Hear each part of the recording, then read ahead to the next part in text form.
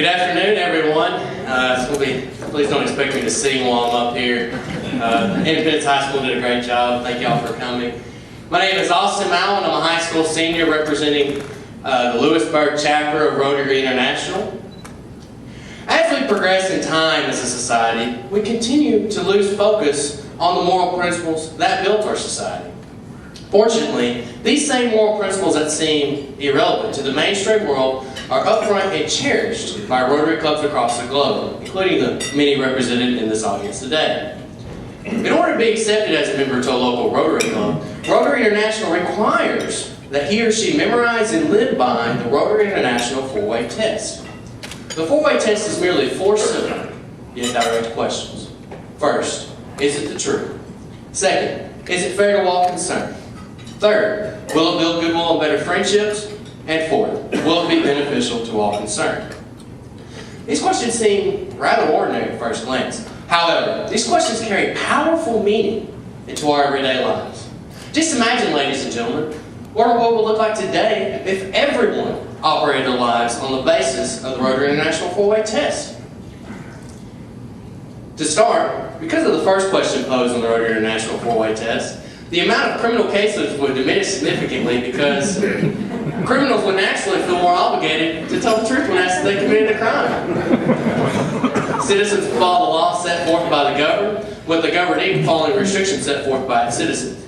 Criminal fraud would be non-existent, deception frowned upon. In addition, honesty and integrity would skyrocket, with the need for law enforcement plummeting, since there is no such thing as an honest crime.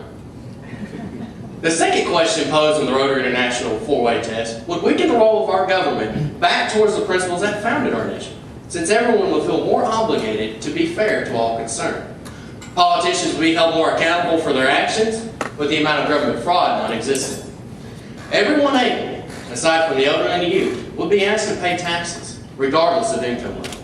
The government will merely employ a flat tax rate that all would be expected to pay, making the IRS unnecessary.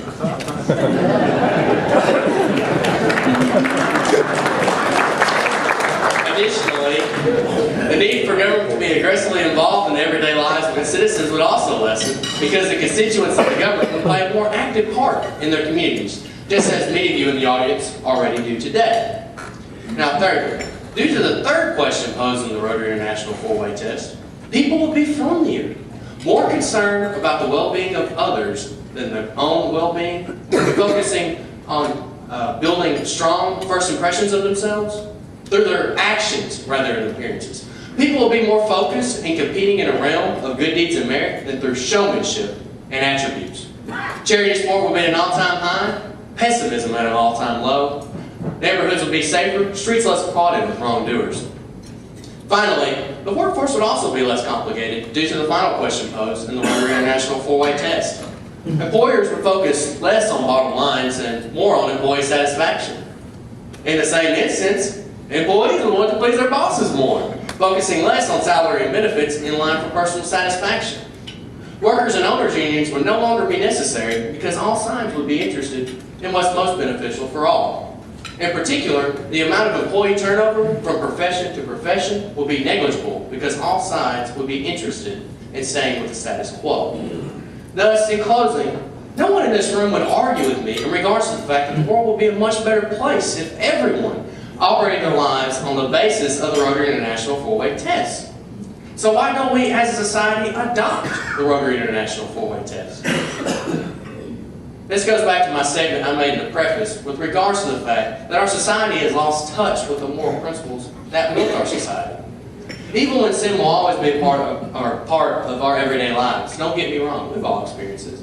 Even God realizes this, because without the ability to learn from that evil and to learn from that sin through free will, we cannot possibly have a meaningful relationship between Him and His creation.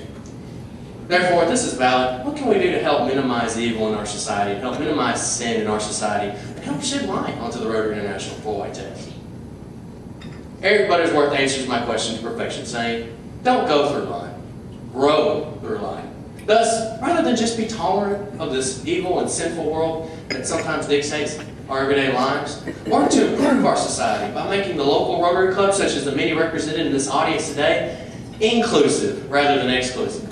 Work to invite people to join the cause for a better tomorrow today by taking the pledge of the Rotary International 4-way test. Thank you. Thank you very much.